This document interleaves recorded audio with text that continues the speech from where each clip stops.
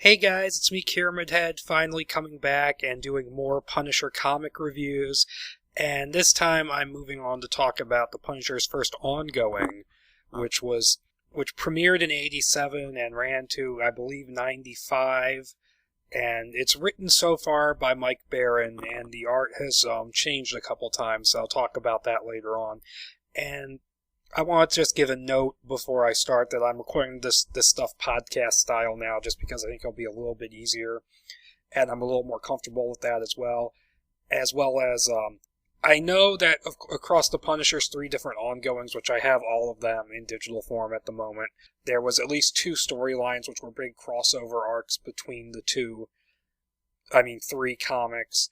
And the first one I believe was Suicide Run, and then there was the one that finished it off, which was Countdown.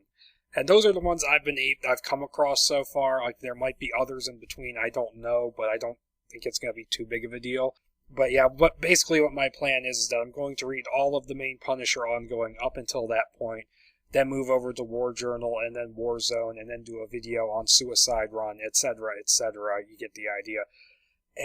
But to start off with, I'm going to talk about the first year, roughly, of the main Punisher ongoing, as well as the first annual. Now, general thoughts so far is that I think it's mostly a pretty good book. It's got some interesting storylines for the most part. It's got nice and varied situations for the Punisher to get into. You run into some fairly colorful characters along the way. And overall, it's pretty good, and the art is pretty good for the most part. I feel like it's at its best in the first 5 issues when it's illustrated by Klaus Janson, who gives it a really noirish kind of feel to it. And the writers who have succeeded him, you had David Ross, who did a 2-issue storyline across issues 6 and 7, which was pretty good. And then you have Wilche Portacio, who does a pretty good job, if I'm pronouncing that name, but they don't really compare to Klaus Janson. And I think, but the art is still pretty good. It's just the Janson stuff is the best.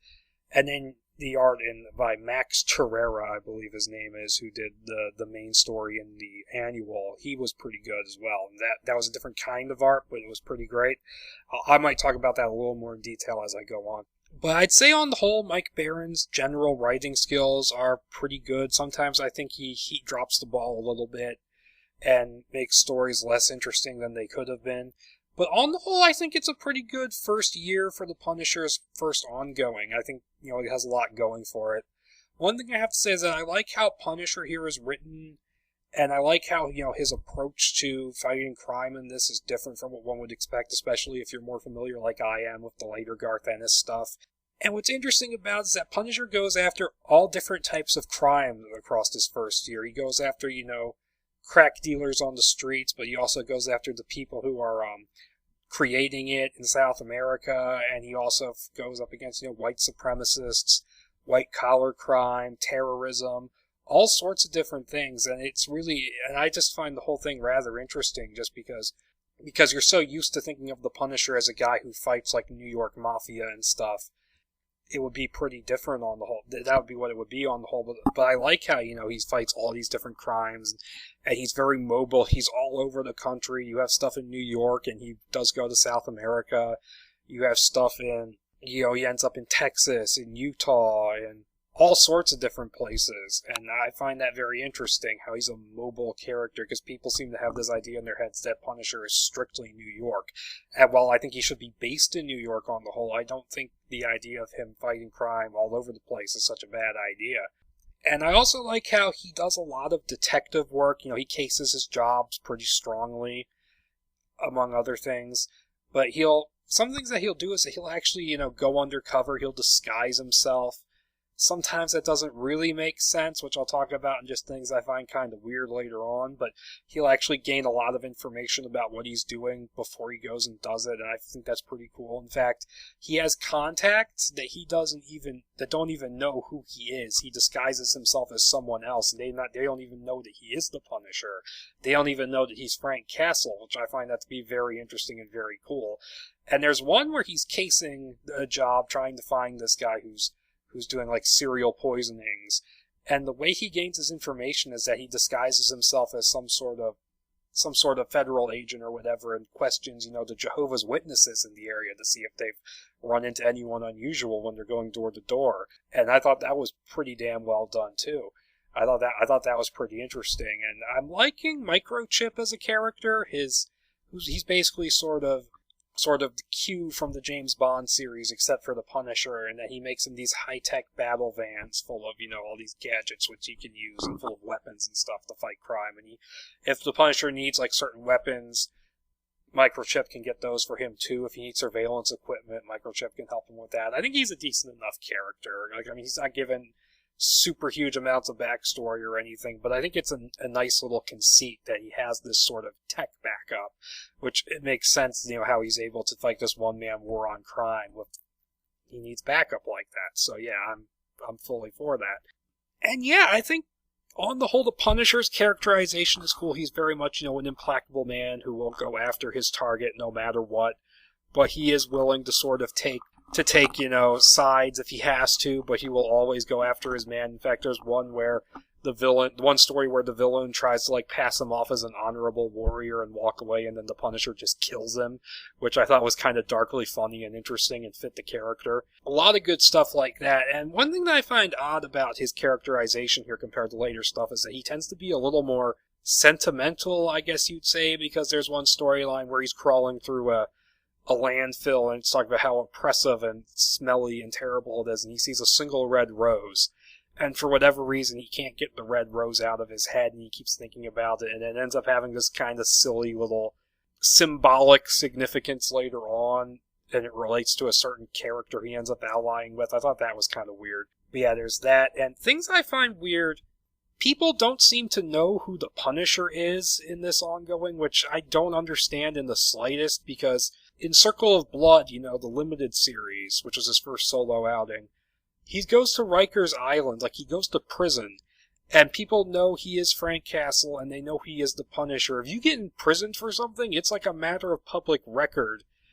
And people don't seem to even know that the Punisher is a thing. There's a scene where he's passing himself off as a federal agent, and then the bad guy starts doing something, so he rips off his disguise, and he has the Punisher costume underneath, and this woman's like, I don't think you're a federal agent. No shit, lady.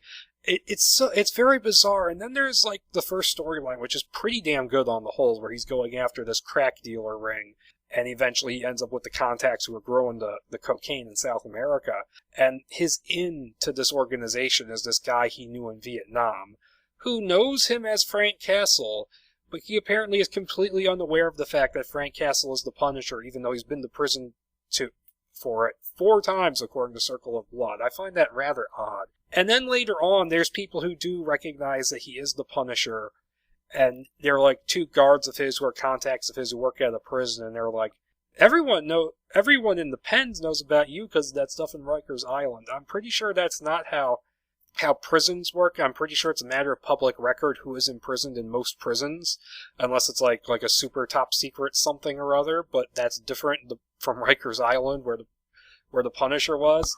Just weird things like that are just throughout this whole run so far.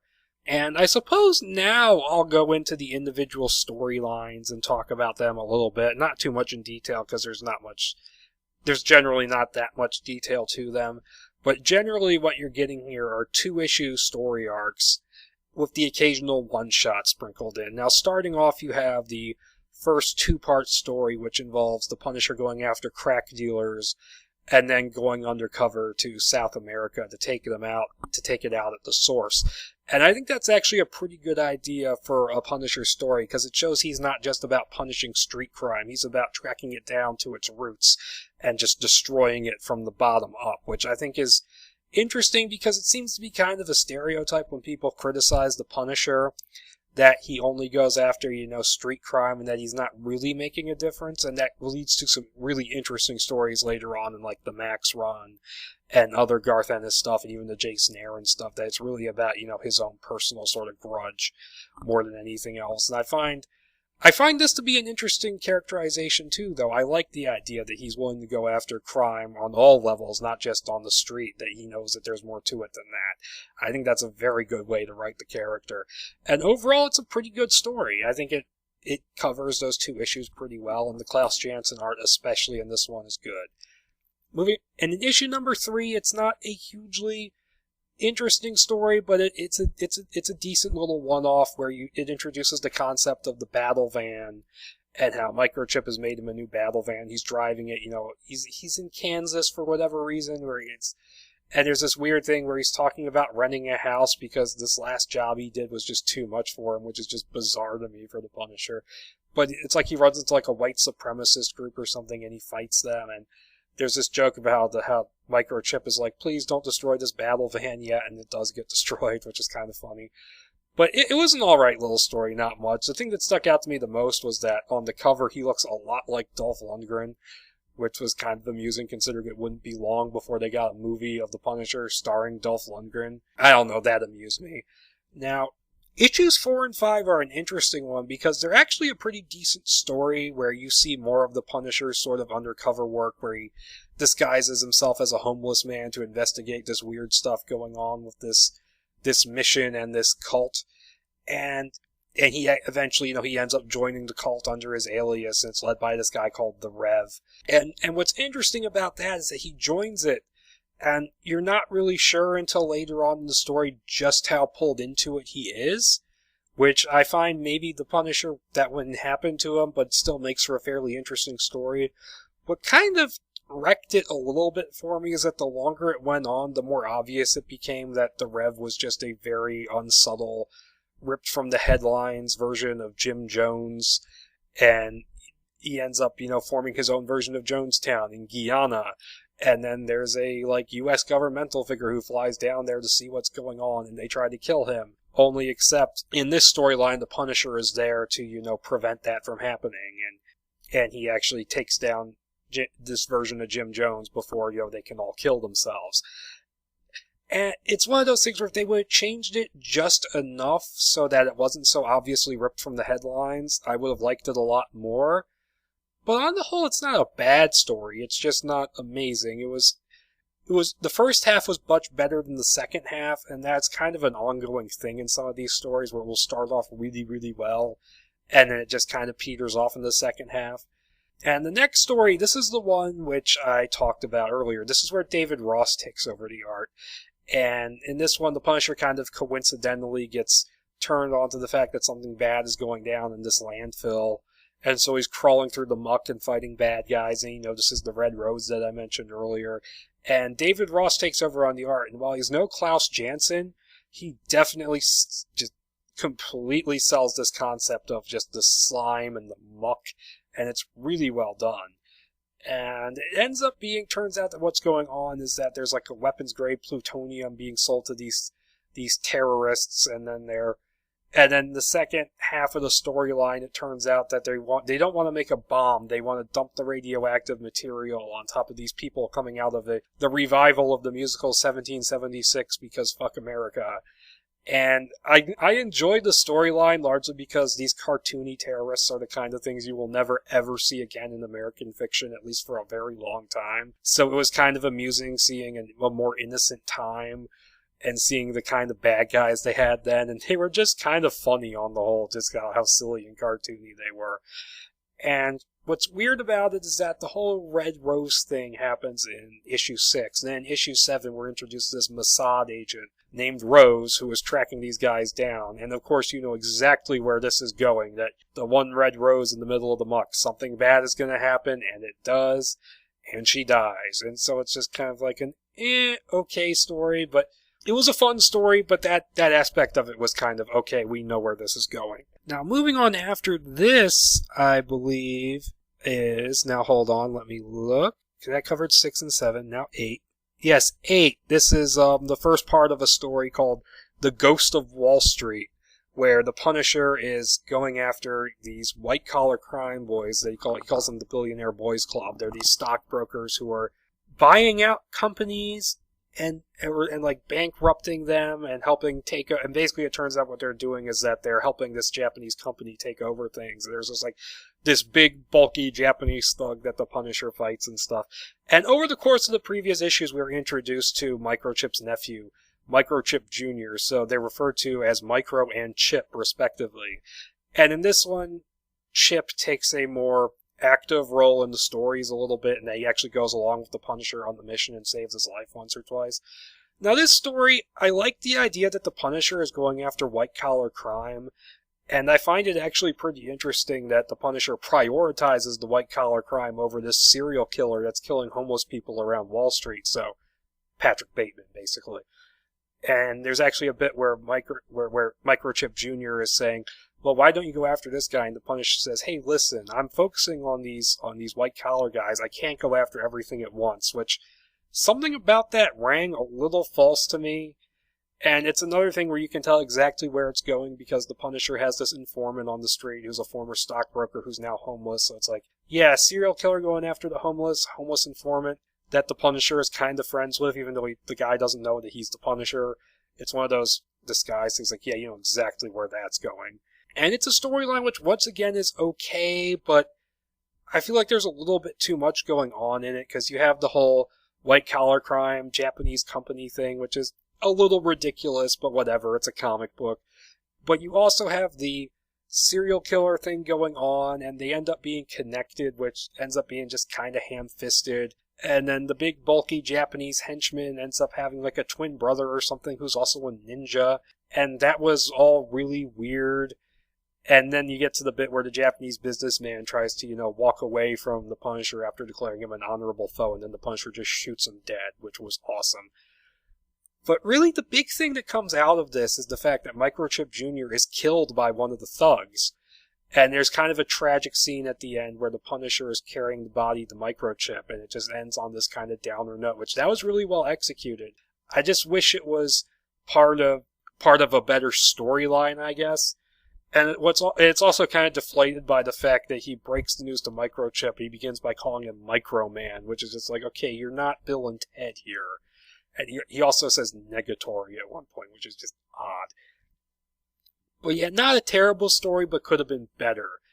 And moving on after that, after 8 and 9, which that's what that covers, you move on to issue 10, which is the first crossover issue of this series. And it's a crossover with Daredevil. And I'd argue this is probably the worst of the stories so far, because the setup would make for a pretty decent Punisher story. There's someone in Queens who is poisoning specific products, and the Punisher theorizes that it's a disgruntled former employee, and he goes to find who it is and take him down.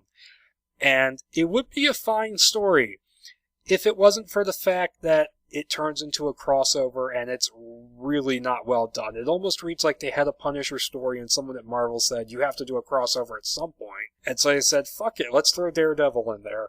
And okay, and I didn't mind the villain in this, who's basically he's an ex-employee named Alfred.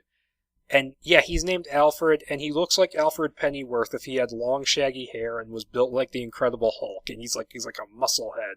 And you see way more of this guy in fucking Speedos than I was really prepared for.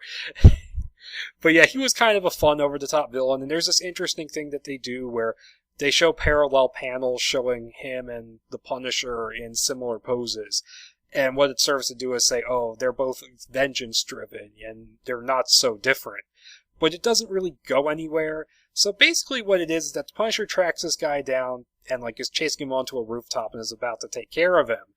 And earlier on in the story, Daredevil showed up on TV encouraging this guy to turn himself in. And I don't know why Daredevil took such a special interest in this case, because it doesn't make a terribly huge amount of sense to me that he would be so interested in this one specific case that's not even in Hell's Kitchen.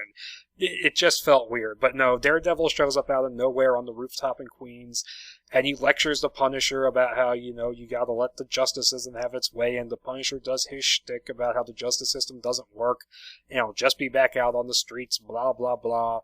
And eventually, after their fight, Daredevil gets his way and arrests the guy, and the Punisher's like, oh, if he gets out, I'll be waiting. And that's it.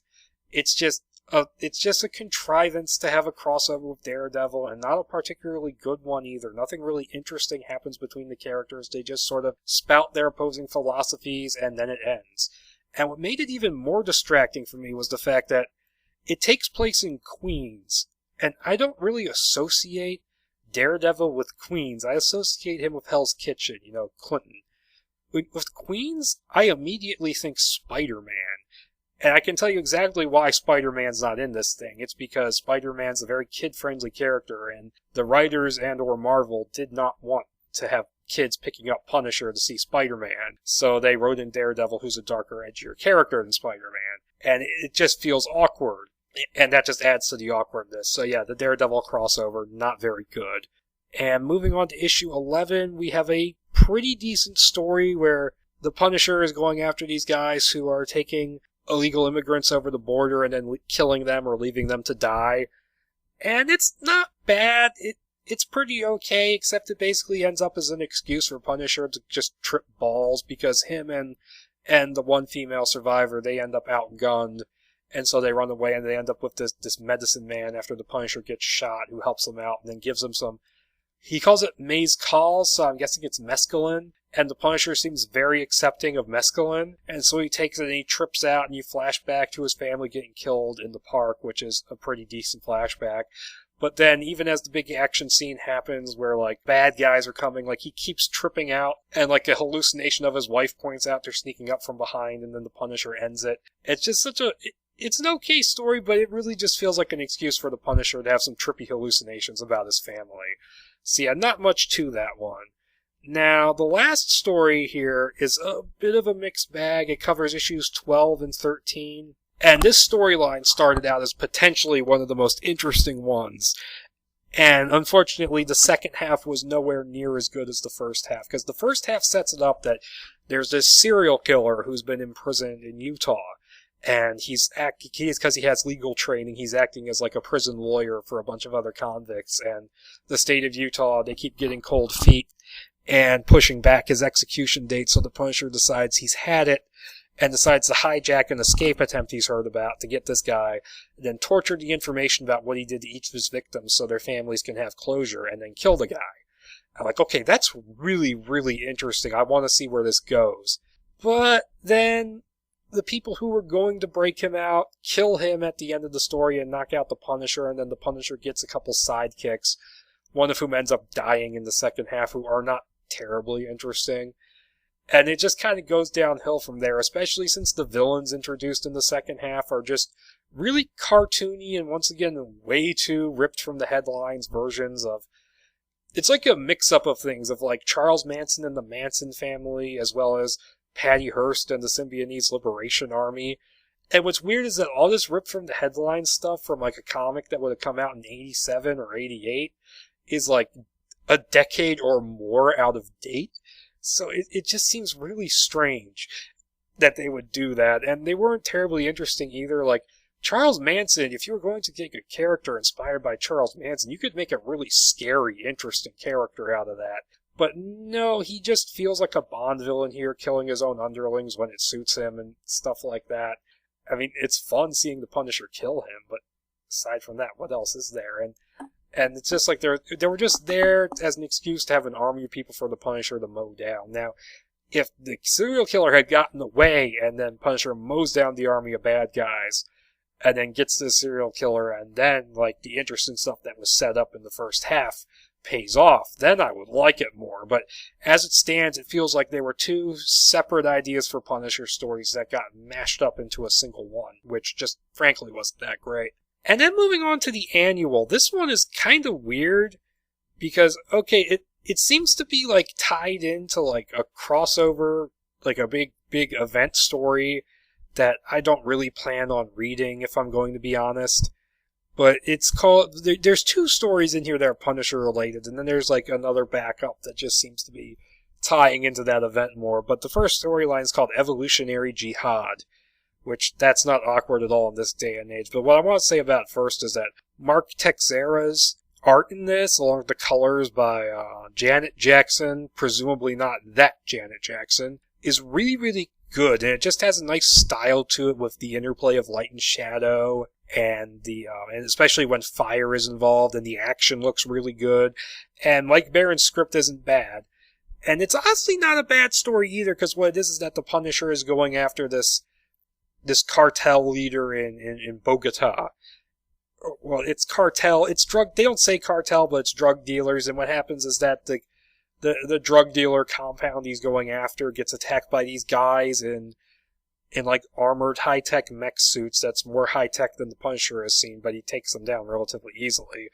And they claim to be working for this thing called the High Evolutionary that wants to move humanity on to the next step or something like that. And I have no clue who they were, and it was really weird seeing Punisher fight people in mech suits, but it was pretty fun on the whole. And there was actually his interplay with El Cayman, this drug lord, was pretty neat, because El Cayman, he is a piece of shit. He does kill people, and he is a drug dealer, but he helps his local people out. Like, he does things for them the government wouldn't. Like, he gives them like power and electricity and digs a well for them and stuff. So he does have interesting sort of gray qualities to him, but you know the Punisher is going to kill him anyways, and the guy does betray the Punisher, as you know he will. And it was all a pretty interesting character interplay, played out against guys in mech suits who are part of a clearly different story. But on the whole, I could say I did enjoy the Evolutionary Jihad story. Now, and the other Punisher-related backup in here is actually a Microchip solo story, weirdly enough.